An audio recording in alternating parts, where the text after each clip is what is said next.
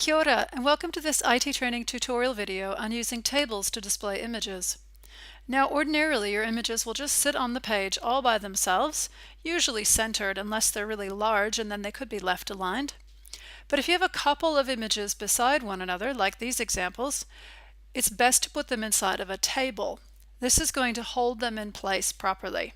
So in my first example, I have two images side by side in a table, but I've made the table borders invisible, so you just can't even see that it's there.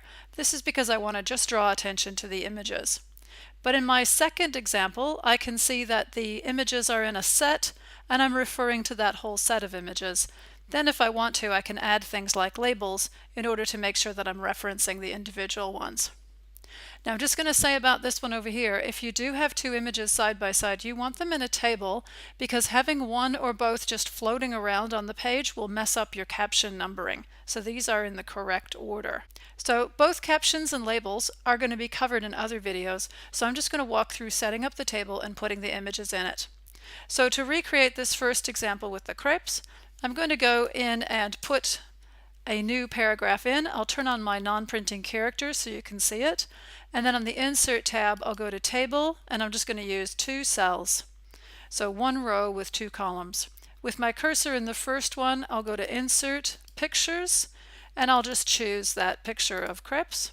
Now it's way too big, so I'm going to resize that. I just do need to make sure that I either crop or resize my images so that they both can fit on the screen, because this table is going to require me to stay within the margins. Then I'll click in that second cell and just do the same thing and insert the second picture. And once more, I might need to crop or resize that image in order to make sure that it fits. If you'd like, you can even go to your table properties and in the Layout tab, go to Auto Fit and auto fit it to the contents, and this will make each cell be pretty much just exactly the size of your image.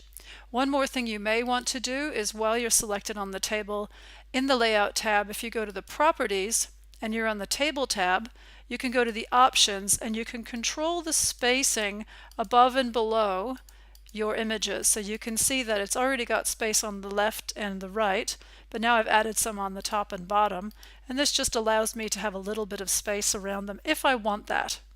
And then I'm going to do one last thing. With the table selected, I'll go to the Design tab, and in here under the borders, I'll just set it so that it has no border. And when I click away, it just looks like two images side by side. I'll turn off my non-printing characters so you can just get a look of what that's like. And that's really all there is to it.